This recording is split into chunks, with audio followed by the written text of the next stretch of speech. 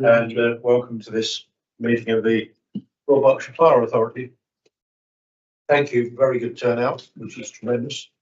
It's been a four-day holiday awaiting some of us, but in West Berkshire we have a by-election. So the Easter is cancelled as we go on.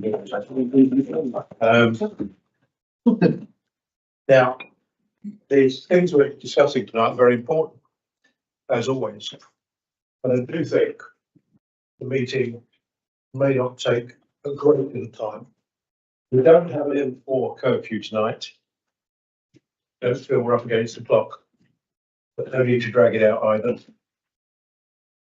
Okay. So first up, apologies, please, Michaela. Yes, Chair, we have apologies from councillors Bellow, Mackenzie Boyle, McElroy and Smith. Very good, thanks very much for that. Declaration of interest, are there any declaration of interest from members on the matters on the agenda? I think we can. On the minutes, we'll go through the minutes in a moment, but I'm instructed to point out the minutes of the meeting and any recorded actions, not recoded actions. Very mortified that we've gone out like that, and I was told to correct them. Can we go through the minutes, please, page 7 to 18, and particularly looking at the actions. We'll go through page numbers. Yeah. On page 16, I'll go through them page by page. Page 7, any comments? Page 8. Page 9. 10. 11. 12. 13. 14. 15. 16, Councillor Brown. Thank you. Yeah. In the middle of the page, the paragraph, first paragraph in point 31, a policy statement. The last sentence in that paragraph says she stated was a small number of updates so that the following areas were made to. I'm not sure that sentence makes sense. Needed to help with that. He stated that a small number of updates to the following areas were made to include car provision, on-call allowances of staff. He stated there were a small number of updates to the following areas made. Yeah, the second were after areas is redundant. He stated there were a small number of updates to the following areas made, comma, to include car provision, on-call allowances, staff union. Would that work for you, Councillor Brown? I think it sounds so good. Yeah. So have you got that? I wasn't on mic, but thank you. Thanks. And then there is the chair asked for precise figures to be disclosed to the next fire authority. Who's got that?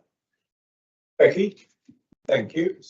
Chair, thank you. So the precise figures in relation to consultants then were £337,346 in relation to ICT procurement, OD and L&D consultancy, and then there was £232,835 in relation to capital projects estates, 167 of which was reclaimed. So the 200,000 figure was in effect 337,000. Is that what you said to me? That's correct. We'll make a note of that. Councillor Giddings, Vice Chair, are you okay with that? Yeah, yes, ma'am. Okay. I think it's a figure worth monitoring because 200,000 is quite a long way south from 337,000. The coroner, I think it's something you and I pick up in the finance briefing. Okay. Yeah. We keep a very close watch on that in the unitaries, and it's not the same scale, but it can quickly burst up. Thank you. So that's page 16, page 17, and page Page 17, councillor Owen, Chairman, just one typo, on paragraph 123, fourth paragraph down, estimated saving could be, it should be £100,000. Yes. A zero at the very end there.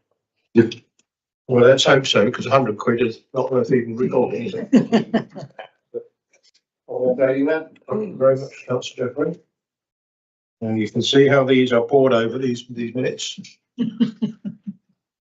Okay, page 17 is now agreed. Page 18. So with those changes, members, can I have a proposer to accept them? Billy Drummond, thank you. And a seconder, councillor Shepherd Bay, thank you very much. All those in favour? Okay. That's my agenda. I have my announcements. I beg your pardon, petitions. Check on petitions and questions for the public and standing orders 19 and 25, please. Unreceived, Chair. Receipts of announcements. Governance update. The government recently published a white paper on English devolution, which aims to provide greater freedoms and flexibilities at the local level.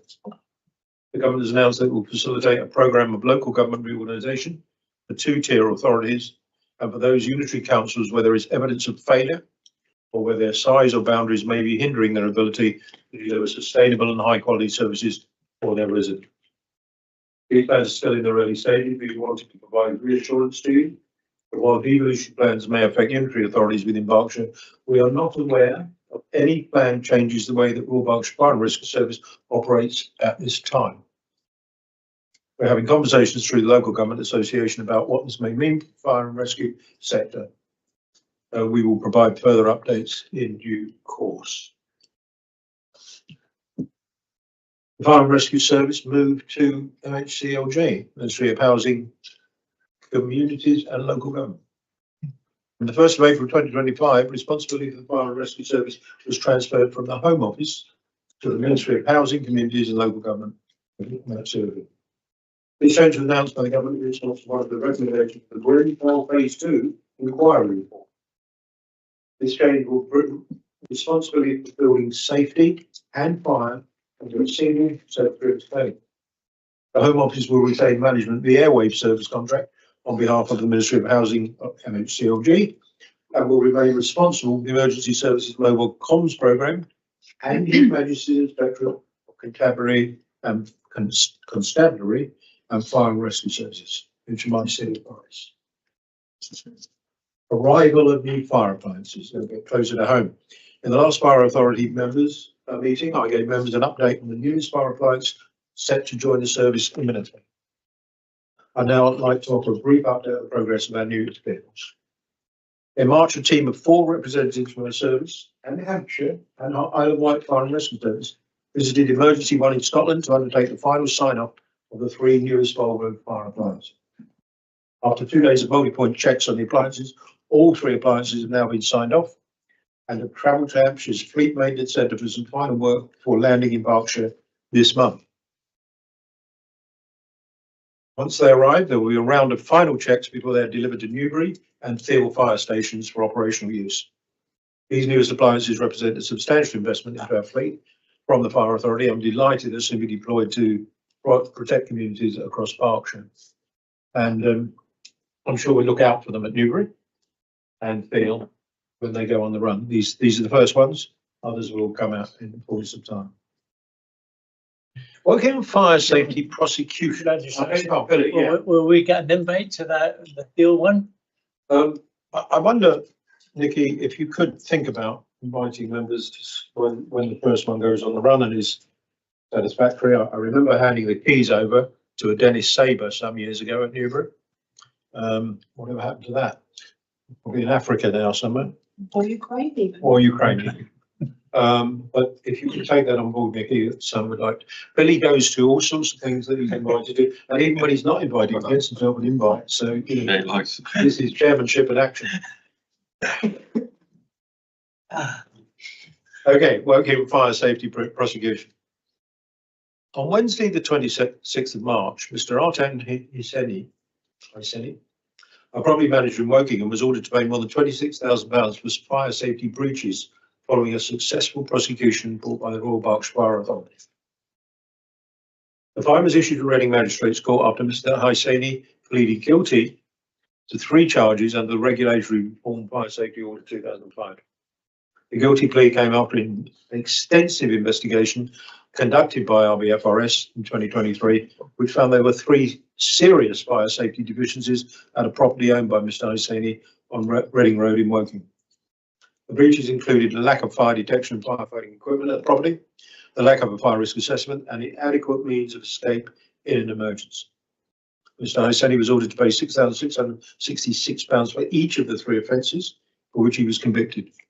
Combined with the victim surcharge and fire authorities' prosecution fees, the total fine that Mr. Hyseni has been issued amounts to £26,441.35.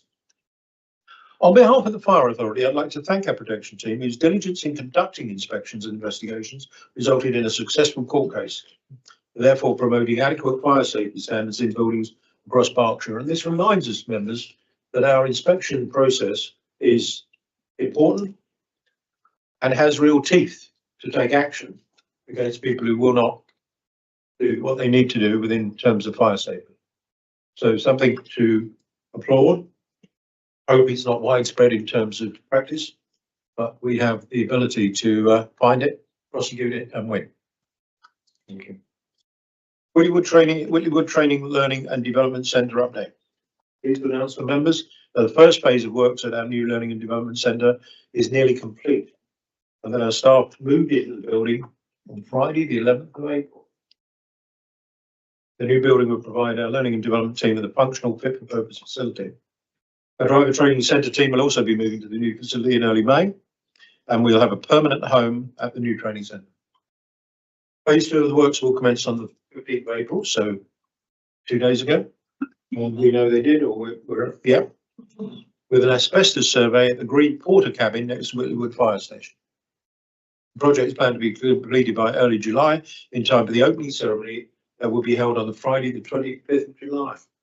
I hope to see you all there to mark the end of this landmark project for RBFRS. A new purpose-built training centre. I think it'll look terrific and do a great job for us. Charity car washes. Always look out for charity car washes. Throughout March, several of our stations supported a national fundraising campaign launched by the Firefighters Charity to raise money for car washes. Between Sunday the 16th of March and Saturday the 29th of March, firefighters of Woking, Crowthorne, Bracknell and Newbury fire stations all held car washes to support the campaign. We were helped by volunteers, fire cadets, and in the case of Wokingham's car wash, firefighters from Slough Fire Station. Did anybody get an invite? Well, ask them to invite members. Last time I did this was a long time ago, and they had me in Wellington boots and overalls, scrubbing the cars myself. So that either encourages you to go or doesn't. Wendy, you'd love to get down there and Well, is there going to be one in Caversham? well, when there is, I'm sure you'll get invited. We'll take that away. Members are determined to come along and help scrub those cars. So they were helped by volunteers, firefighters and firefighters from Slough, as I said. Whilst we don't have an exact figure yet, I'm delighted to announce that we helped raise over £5,000 for the Firefighters Charity in March. Well, we say we helped, it's not exactly we helped, is it? It's the members, we were there in spirit. But I'm sure members will join me in congratulating everyone involved in raising a fantastic sum for a great cause. Yeah. Multi-agency exercise in Reading. Monday, 31st of March, crews from across the service and joined by our Blue Light partners for a high-rise training exercise at the University of Reading. During the exercise, crews rescued several casualties from the building whilst working to extinguish the fire which spread across 2 stories. They were joined at the scene by crews from Oxfordshire and Buckinghamshire Fire and Rescue Services, Berkshire Lowland Search and Rescue, Thames Valley Police, South Central Ambulance Service and Ambulance, a private ambulance company. On behalf of the authority, I'd like to thank everyone involved with organising and carrying out this very, very useful training exercise. I'd also like to thank the Casualties Union, Explorers, Scouts and volunteers from across the service who acted as casualties, in quotes, during the exercise. And finally, we must also thank the University of Reading for allowing us to train on their campus. Worthwhile exercise, and I'm glad to be able to report it. Finally, ICT check. Every month, starting in May, the Democratic Support Team will contact all fire authority members with a test email to their RBFRS email account, followed by text to their mobile phone. Members will be required to respond to the message either by text or email, not necessarily both, either, with simple wording, for example, email and text received. Over. No, you don't have to say over in this day and age. Email and text received. This new process will confirm members are receiving information from RBFRS and will assist in capturing and recording any ICT related issues in a timely manner. I think worthwhile. There are some times, and I know, I think perhaps you, Councillor Drummond, early on didn't get the emails you were expecting to get. This will be a nice test exercise to make sure we're all communicating and in communication. Not a big thing to do, but an important thing. Members, thank you very much indeed. Now, item number 6, issues arising from the Audit and Governance Committee. No reports being referred to the Audit and Governance Committee. Number 7, any questions from members understanding Order 30? Okay, and number 8, notice of the motion. Thank you. Number 9, no recommendation from committees were received. And so we come to the meat of the meeting and our culture plan members. Nikki will be introducing. Thank you, Nikki. Thank you, Chair. Members may remember that we spoke about this maybe back in the last year, beginning of this year, and Chair quite rightly asked us to come back with a bit more information and a bit more detail. So tonight I've got for you a visual presentation, an overview, and on your desks you will see that there is a hard copy. Just to assure you from a sustainability point of view, we only did a limited print run, but we know on stations hard copies go down much better. If you do not wish to take it away with you, we will very happily redeploy it back into the pack and share it. But it was too good an opportunity not to let you at least see the document that we've created. So I've got a gadget and I don't know how to use it. Here we go. Just to give you a bit of background, obviously across the fire sector, there has been a great deal of national interest in culture, and the NFCC has been doing a large amount of work to pull us together as a sector. But actually the journey in Berkshire has been ongoing for a number of years, and so we didn't feel we were late to the party. We were quite early to it. But this is our next generation of culture plan. In terms of how we worked it up and developed it, we have taken on, so some of that spend that Becky said is on Hazel Anderson Turner, a business psychologist, who's helped us add some additional input to pull this plan together in a timely manner. We have engaged with over 100 different staff groups and leaders across the organisation as we've built this culture plan. And the values that have come shining through are that we want a safe, supportive and inclusive culture. And this really does build on the work that we've been doing for a number of years, but I think what it's done is help us crystallise to those 3 very specific words that mean something to our teams and staff across the organisation.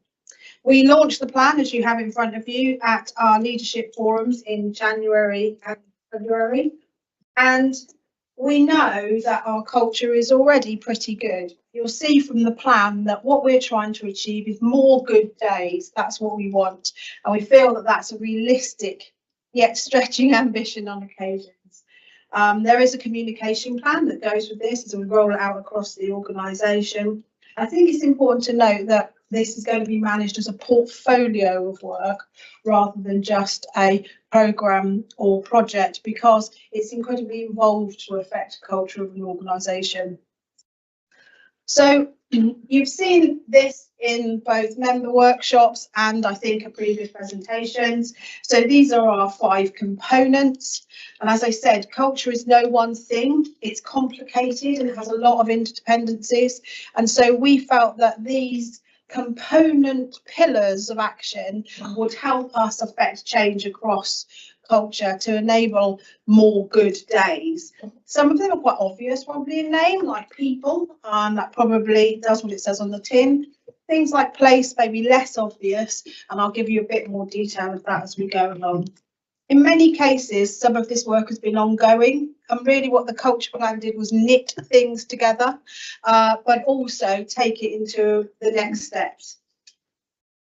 So if we look at the people work that's been done, Becky is the lead for the people pillar, and she has what she calls a mini plan, but I can assure you it's a big plan that looks at picking up and delivering against the people strategy objectives, EDI objectives, and health and wellbeing strategy. Within this pillar and within that work, we've taken into consideration all of the culture reviews that have come out over the last 18 months to 2 years and carried out a detailed gap analysis from those recommendations, which started with the Zero AFSO report from LFB, and I think most recently has come through to the Mid and South Wales report. So we've tried to keep an agile approach as we've gone along.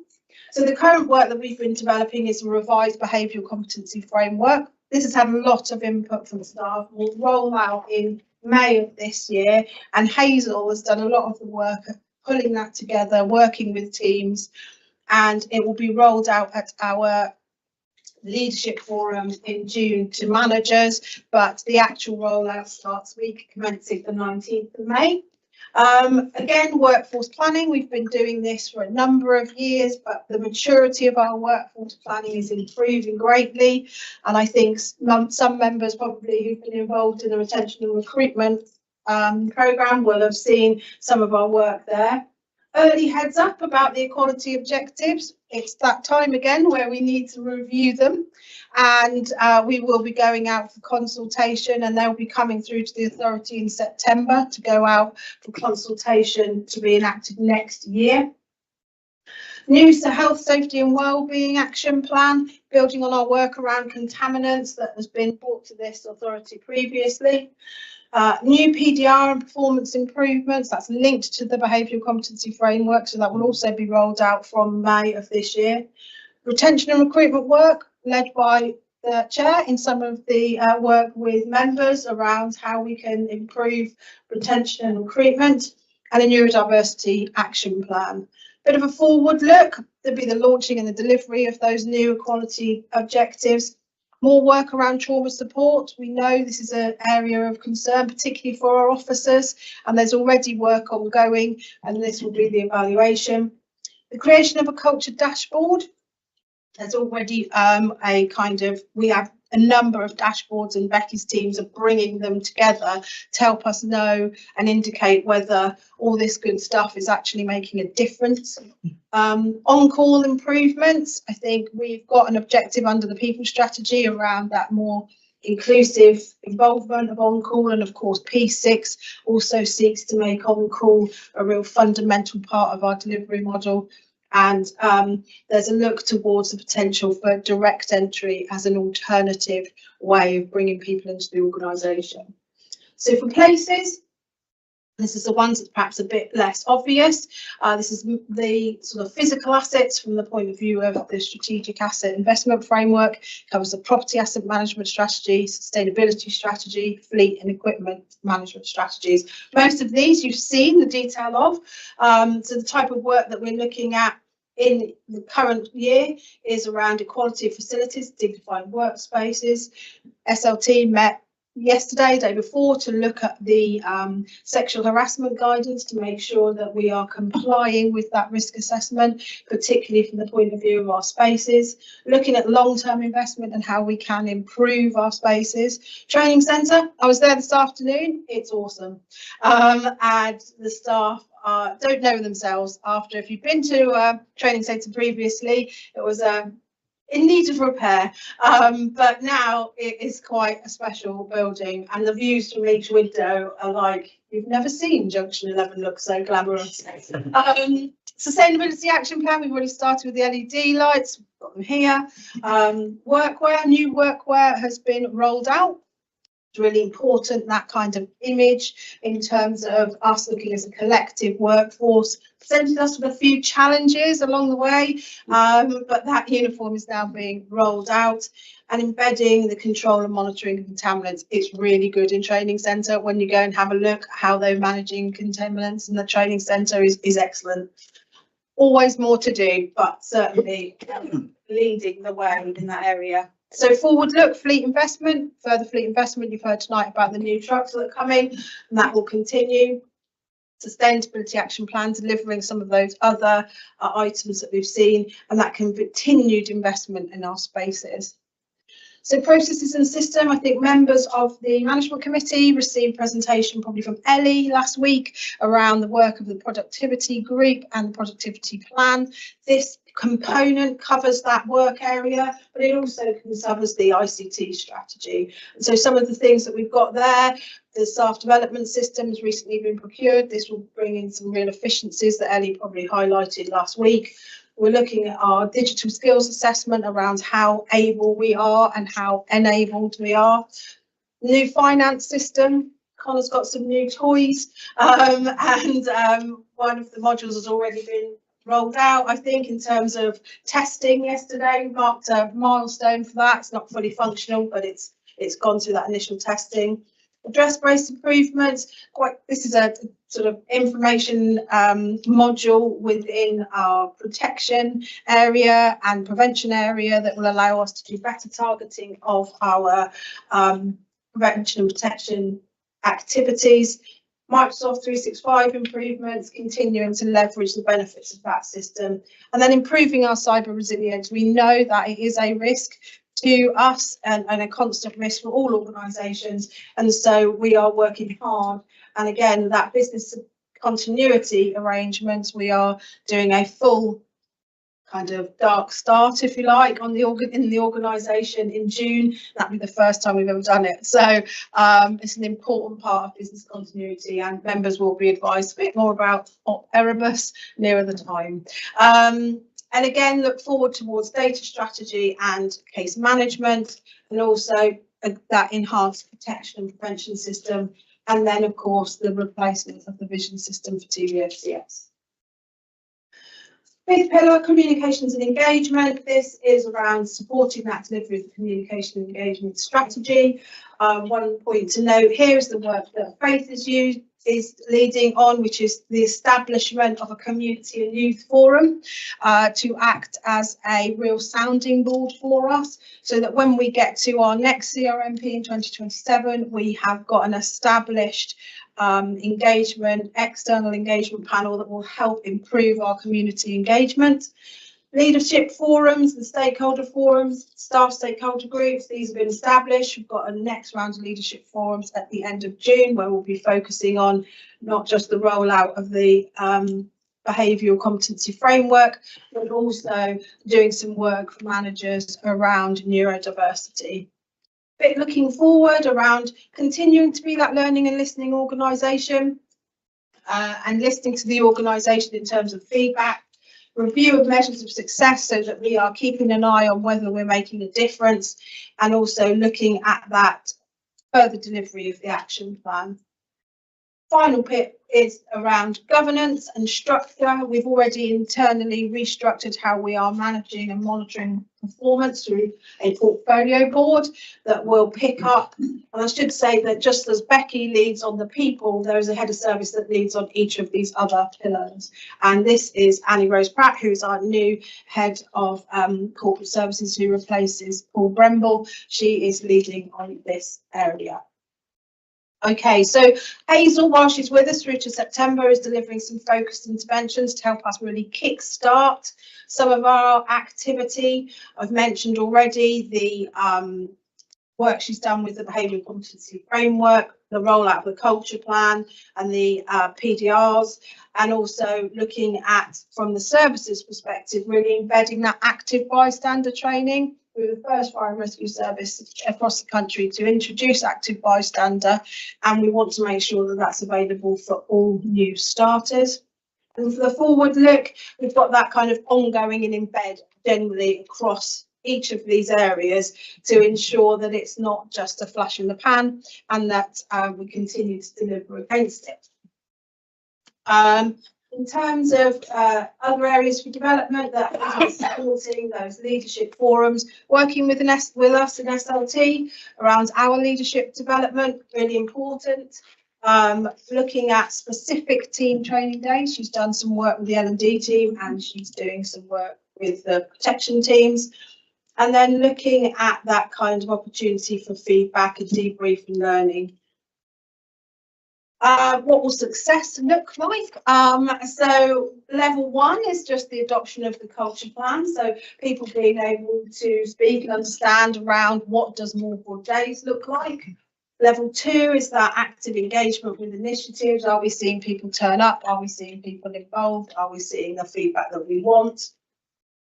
Level 3 is that improved culture-related survey results. We will be doing staff survey in around September of this year. We want to give a bit of space between the HMI survey and our staff survey so that we don't get too much survey fatigue, and looking at what measures we can to feed into that culture dashboard that will know whether these things are making a difference and whether we are having more good days. And that's that final bit around level 4 in terms of how we're really tracking that progress. Just to reassure you a bit about the detail, this is just an example of the dashboard for the people pillar. You'll see there's lots of details with named managers and the status of the project. And we go through this detail at a high level of the portfolio board, but Becky, as people lead, would go through this on a routine basis, and we are capturing the benefits as we go to try and make sure that we can understand that return on investment that we are spending. And finally, I guess just to reassure where will you get to see more of this information, there's lots of individual strategies and plans that have got their own measures and governance structures, but where this will be rolled up, we'll be reporting through the quarterly performance report into their priority programs quadrant, which audit and governance receive on a quarterly basis. And of course, you will get your annual update that then comes to you as the annual report. Chair, whistle stop tour. No, grateful to that. Very helpful. Brings it really alive. Members, any Councillor Drummond? Yeah, you mentioned the staff survey. It says here only 39% of the staff thought it was any good. What are you going to do to improve that? Part of this engagement strategy is about people understanding why we're doing it, but it's also about them understanding that if they speak up and they take action, that we will do something with those actions. So we routinely have report back on the sort of you said we did to try and build trust that we will be delivering against those points that we've raised. And we're already starting to see more engagement, people turning up for things. And so hopefully a lot of the work around this cultural plan will be about building and improving that trust. And hopefully that will show up then within that staff survey. Thank you. You think sometimes people feel that there isn't a problem, so I don't need to fill the survey in. So there'll be some of that. Councillor Jeffrey, you were next, and then I think I've got Councillor. Thank you, Chairman. If you look at page 20 on our agenda, 3.2 says the strategic commitments being agreed in the January members workshop. The first comment I'd like to make is just literally, I thought these members workshop was excellent, and I think that it really teased some things out. The other thing I want to say is that in the time between picking up a sandwich and the beginning of the meeting, I wrote this from one end to the other, and I was very, very impressed. I think it's a really positive document, full of very positive ideas for the way that we take things forward, and definitely demonstrates that the authority as an authority and the brigade in terms of the senior management are very much committed to making the whole establishment work in the right direction. Councillor Jeffrey, Councillor Brown. I'll just reiterate the like, congratulations for the making up of this wonderful culture plan booklet. However, and I got a lot from the presentation slides, and I was wondering if they would be available. Yes, yeah, that's Great, thank you. The other one that I draw attention to, the recruitment retention working body, we recommended the employee value proposition be reviewed. I think that'd be an important part of feeding into this, the culture of the organisation, the feelings about people here. I think we'll learn an awful lot out of that. It's a separate sort of staff survey on why do people stay here, what attracts them to join, and what keeps them here. So I think it's a very good culture plan. I said to Nikki in a teasing way, we seem to have gone from pillar box red to coral in terms of our branding down here. But I think the printer just perhaps set the was running out of ink a bit, but it's excellent. I'm going to take it home. Sorry, because I think it's good enough to go in my Councillor Gittings coming back at all.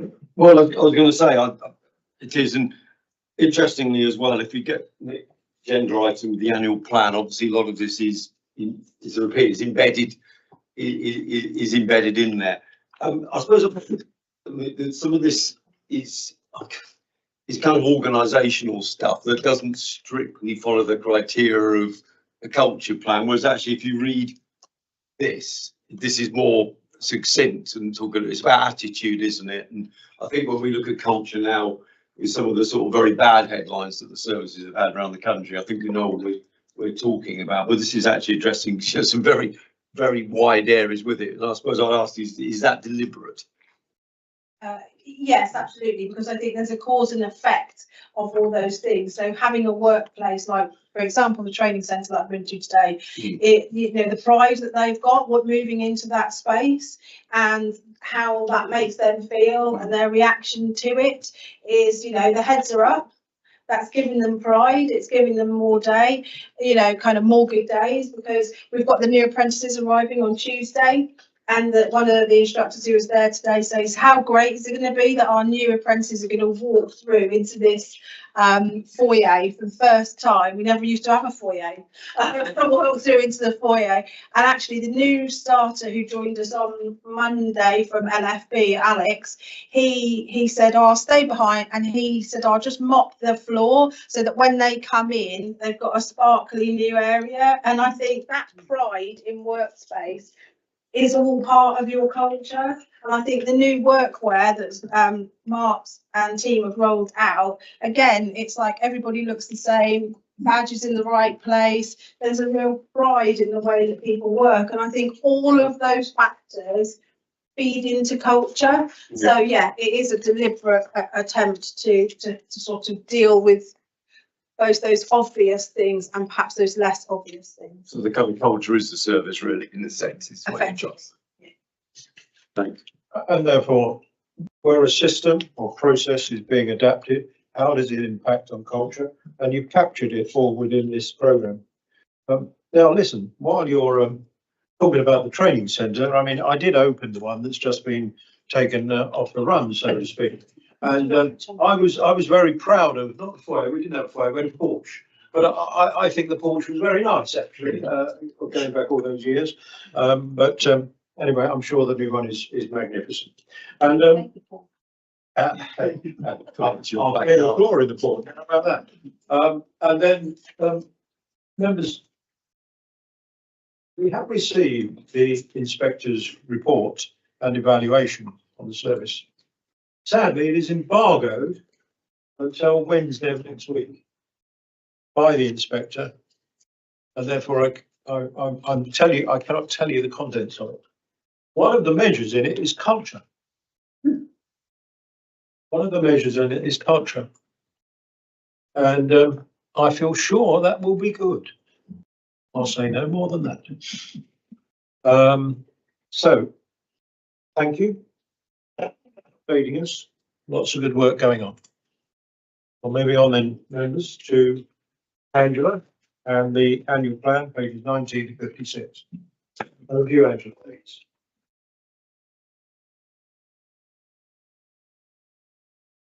Thank you, Chair. Not very much. The Royal Berkshire Fire Quality Annual Plan for 25-26 outlines the strategic direction and key objectives for the Royal Berkshire Fire and Rescue Service for the upcoming year. Before I summarise the plan for your approval, I thought you'd be interested to hear about some more about successes. So training centre development, which you've heard about. We released our sustainability strategy and initiatives are underway, with the one notable activity being the replacement of LED lighting that we can see. The 3 objectives set for the 25-26 budget were met. The evaluation of the breathing apparatus showed we're making efficiency savings, and following the consultation, revised school challenge and attendance policy was implemented in September across the Thames Valley. The implementation of Priority 6 supported reinvestment in 10 additional whole-time firefighter posts and has demonstrated the benefits of the on-call. During the last annual plan, I believe 29 were recruited into firefighter apprenticeships. New strategies were agreed for ICT, health, safety and wellbeing and property asset management, as well as our culture plan. Evaluations in prevention and protection have helped us to identify and deliver more improvements for the benefit of our community. And also the recruitment of the summer interns has now become an annual event following the evaluation, with recruitment for this year's cohort nearing completion. More detail on these achievements also can be found in the lead member reports also in the agenda. Today I'm looking for you to approve the annual plan, and the main points to note about this are that the plan reflects the strategic commitments as agreed by members at the member workshop in January this year. These commitments guide our actions and priorities for the service as set out in the corporate plan and CRMP, and highlights the areas of focus for the 3rd year of this plan. The senior leadership team set the annual objectives aligned with the vision and performance management plan. These objectives are formally agreed upon by the firefighters in the annual plan. The plan also provides the focus of our priority programmes for the coming year for both the CRMP and the culture plan, and the associated pillars for delivery, which Nikki has just talked about in the presentation. The annual plan also proposes some changes to our corporate measure targets this year. These changes are the result of our maturing understanding of risk in our communities and evaluation of our current performance. And these changes are summarised in Appendix B. And that's it. Thank you. Thank you for that. There's a lot in here again, and certainly it refers to the culture plan, the sustainability commitment, and also the CRMP. So it brings it together. Thank you. On page 40, pages 43 to 42 of the green, it talks about what shows in the tables the corporate measures for 25-26. What I'm keen to have next year, a separate report to the annual plan for 26-27 that reflects on these targets and these aspirations, where we can see, Angela, that we said the percentage of statutory fire consultation completed within the required timeframes, it's a new one, 95%. How did we get on against it? As a retrospective, this report here is about agreeing our annual plan for 25-26. 24-25, we should be going back looking whether there's any misses that we can learn from. Have we reflected those in bringing them forward here? I think there's some sort of backward lessons to be learned as we look into our targets here. That's my early up thoughts. Members, any thoughts on this plan? Councillor Jerry. If I can take us to page 31, the penultimate paragraph, there's work in these areas is well underway, but we're already starting to see benefits from the changes that are being introduced. I wonder if we might ask for an example or two. And again, on the following page, page 33, fourth bullet, invent new ways of working for the control and monitoring of fireground contaminants. I'd be interested to hear a couple of comments about that and an example of what we're actually doing and how we're tackling fireground contaminants. Please. Again, might be with you as this culture. Yes, sorry, Councillor Jeffrey, what was the first one on page 31? On page 31, the penultimate paragraph, we've identified 5 component parts. Work in these areas is well underway and are already starting to see the benefits from the changes. So that was some of the examples of what I spoke about with respect to the culture plan, Yes. in terms of things like the engagement and the development of the BCF and Yeah. those kind of things. So that relates to some of that previous presentation. I can tell you a bit more about contaminants. I'm the sponsor for contaminants. So we've done a lot of work in zoning all of our stations in a red, amber, green, grey, so that we and I think there was a separate presentation about that previously. And which I remember on my reintroduction to the authority, seeing that at Thiel, Yes. where it's actually there and in place and properly functioning. Right. And I think probably we talked about some of it at the Health, Safety and Wellbeing Committee when you were Yes. a lead member. Yes. Thank you. Thank you. How often do you refer to this plan during the course of the year? The SLT looking back and monitoring it on a regular basis, how does that? So we monitor performance every quarter. It goes to the Strategic Performance Board, which I chair and all members of SLT attend. It then goes through to SLT for sign off before going to audit and governance. Councillor Drummond? Yeah, page 33, processes and systems, bullet point 7. It says replace our finance system, employ more automation and streamline related processes. Does that mean we're going to save some money? We're certainly going to save some time, and hopefully over the medium term we will be saving some money. Okay, thank you. If you save time, you save money. Yeah. Or perhaps redeploying that resource on something you can save Yeah, money. thank you. Thank you. Okay, members, we seem comfortable with this. Yeah. Councillor Brown. Your hand. Sorry. I'm actually back to page 27. But the third paragraph, I think, refers to 40 million policy risk. Now, I was unclear what for that refers to. Is it the principles that are listed, or is it the 4 points under principal risk management, please?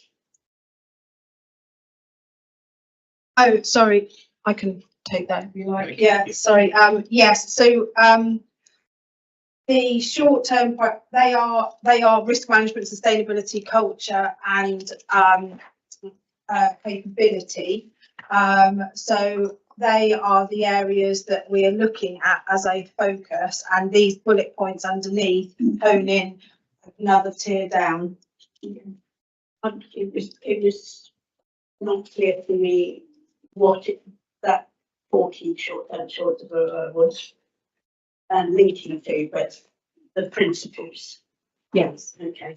It'd be helpful if that was added. Okay. Andy, please.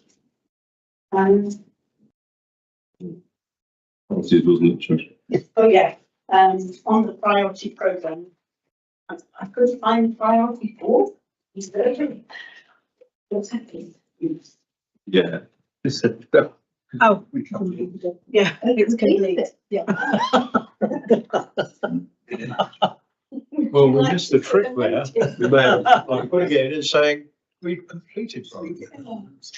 Should you wonder. Yeah. You coming in, Vice Chair? Well, I mean, I was looking, obviously, if you, priority 4 is just, we review the incidents that do not form part of our core statutory responsibilities to better understand the implications of service attending these incidents. I know that's a little far, but I think Councillor Bell's right, in spot that it probably should have been priority 4 completed or work really, Because this is not in. because it seems a bit, it's missing. Okay. But yeah, you get. Yeah. Councillor Shepherd-Bay. Yes, you're mentioning on page 33 that you're replacing the finance system, employing more automation and streamlining. Will training be included for the members, so the RBF or as members, to make sure we know what's going on? They know what's going on. We don't have access to the finance systems and I wouldn't want to burrow into it myself. So it would be about, I think generally, Councillor Shepherd-Bay, we would get extracts from it in the way of reports rather than direct access. And therefore, I wouldn't see a training overhead for members there. Would I be right in saying that? Yes, that would be correct. We will have a much better ability to produce reports, and obviously that will benefit members as well. But as the chair said, there wouldn't be direct access to the system. Acting reports are always great. Thank you, Ben. You bet. Members, we're being asked to vote on this. I'm going to propose it. Seconder, Seconded you. be seconded, Vice Chair. Thank you. So all those in favour, please. Thank you very much indeed. The next one is the calendar. The next one is the calendar. And as in previous years, there's a big gap in this in the calendar from the period of the July meeting to November. Page 61. Page 61, so you can visualise it if you like. The landscape from July the 14th, you go through, sorry, the 30th of June, to the 25th of November. That's, hold on, let me finish my introduction, please. So, our standing orders are to have a fire authority meeting per quarter. That doesn't achieve that objective. I'm therefore suggesting to you, members, that we put a placeholder in for the 22nd of September, such that we could have a fire authority meeting there if there were pressing items that couldn't and shouldn't wait until the 25th of November. If there are no pressing items, we probably won't run that, but we should be in, all of us will all be invited into the workshop that evening. So that is an amendment I'm looking for you to take on board here. I cut you off, Councillor Jeffrey. I don't know if you were coming into this sort of stuff I was talking about. Please forgive me, on June the 30th, is that actually meant to be June, or was that actually meant to be April or May? No, that's our annual meeting.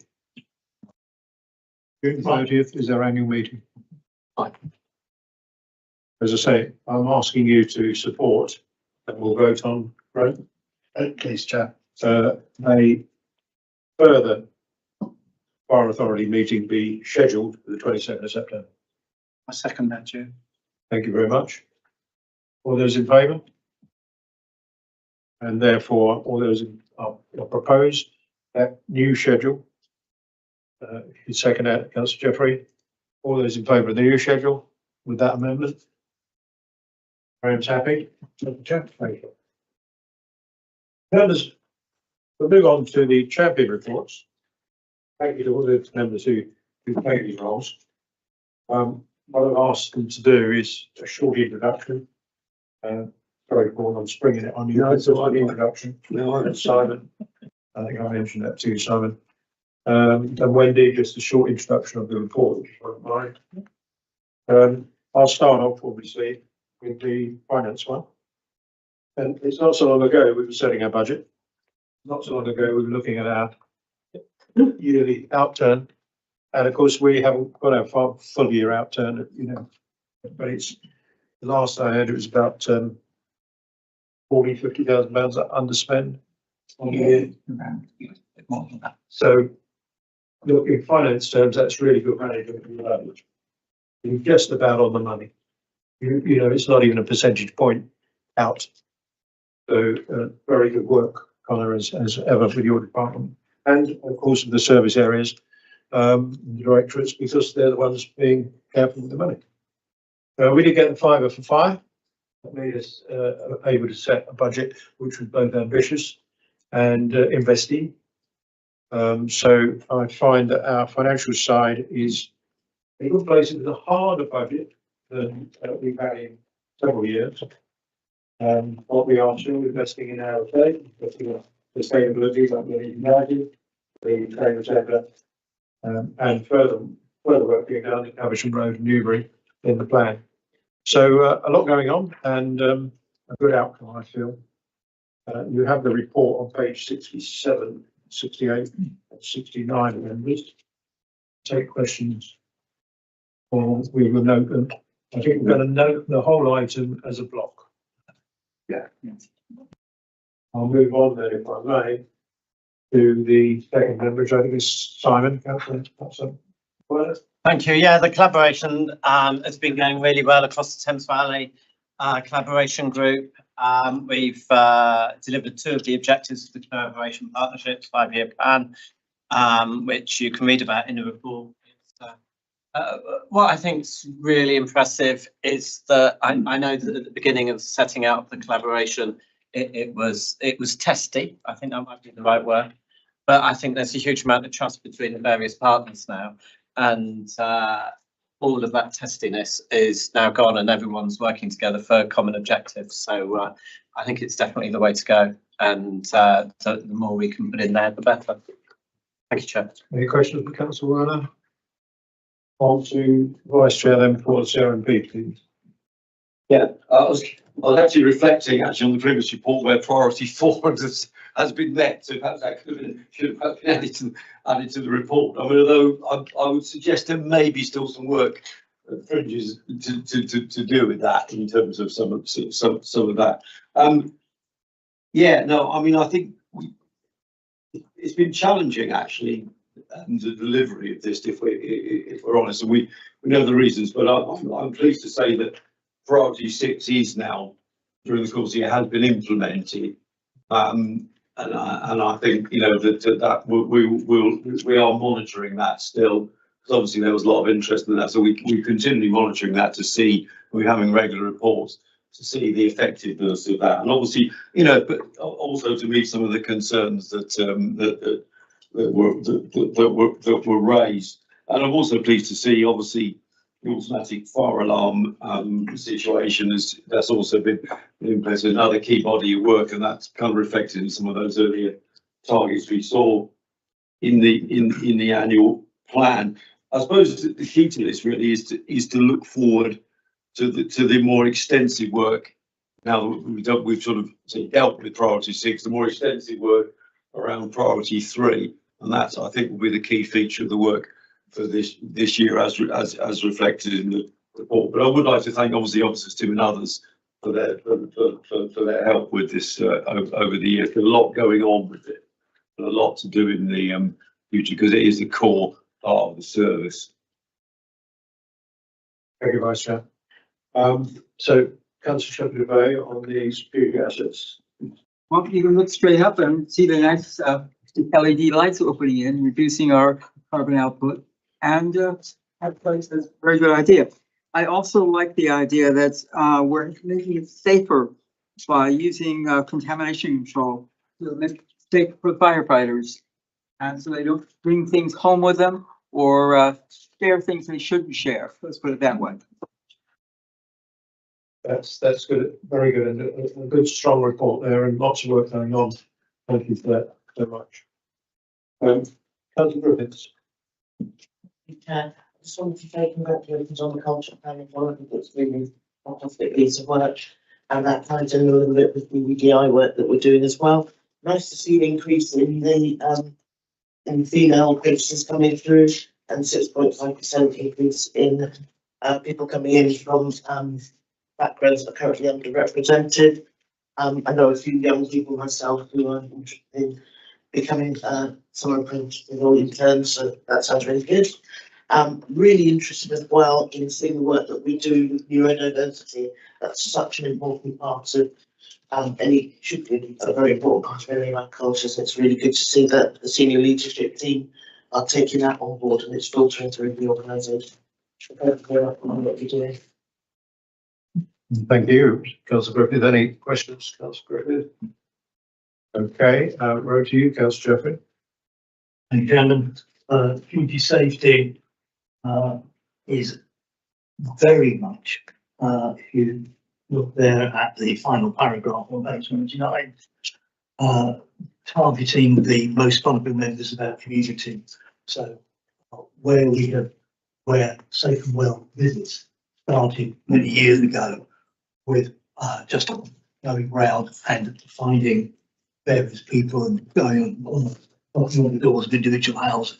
It is now actually targeting those that are deemed or likely to be most at risk, so that we're actually doing the right thing in the right place with the right people. The other particular item I'd like to draw attention to is on the fire cadets. I think those of us that actually saw and were able to be present when the fire cadets finished their period with us in the summer were very, very impressed by the commitment, by the effort that had gone in, and the people that perhaps would never even dreamt of looking at the fire service as a potential career certainly have had their eyes open and were, in some instances, definitely interested in moving forward in that kind of way. So those would be the comments that I would draw out at the moment. I'm great for that, and it is good to see the cadets. They're thoroughly enjoying it, but also we're committed. Councillor Drummond. As I say, Chairman, I was at the Bracknell Armed Forces breakfast at Members Breakfast, and I met one of the young lads in the room. I can't remember his name, but he was really nice and first of all, really lovely lad. Yeah, really nice. Yeah, thank you. And those breakfasts are well thought of, aren't they? Yeah. Well thought. Okay, and finally, Councillor Shepherd of Armed Forces. Well, I've been to most of the armed forces hubs that we've had. I've been to most of the armed forces hubs we've had. Oh, well, I'll try to speak louder. How's that? Seem to be on. And it's important that we do work with our veterans because they're people who actually understand working together and working together with a group who achieve something different. And it's in the great firefighters. They understand the culture. Great for two. Thank you very much. Mine's flashing green now, so I don't know whether, oh, no, it's not. We're nearly through, nearly through. We don't have the forward plan. So, oh no, I'm not to agree. I want to propose that we have noted and agreed the member Campion reports, and I get a seconder. Councillor Shepherd Bay. All those in favour? Thank you very much. And then I come on to the forward plan, 807. We know this. Great. How much of a moving piece is it? Have we got a 28 there? Must be on. We don't have that here within our authority. So we could add items fairly comfortably as we need to. And Mr. Proviso, Chair of a September Authority meeting. Indeed, indeed. Thank you for that. I can note that, I believe. Thank you. Then I've got the minutes of the standing committees. And we note the minutes, and you can see the hyperlink there. And then we have the date the next week, the awards about Councillor Jeffrey's 30th of June. So with that, I thank you for your attendance and wish you a very good Easter break, whatever you're doing. It's a holiday, so whatever your religious background is, a holiday is a holiday. Enjoy it. And I'll see you in the spring. Thank you very much.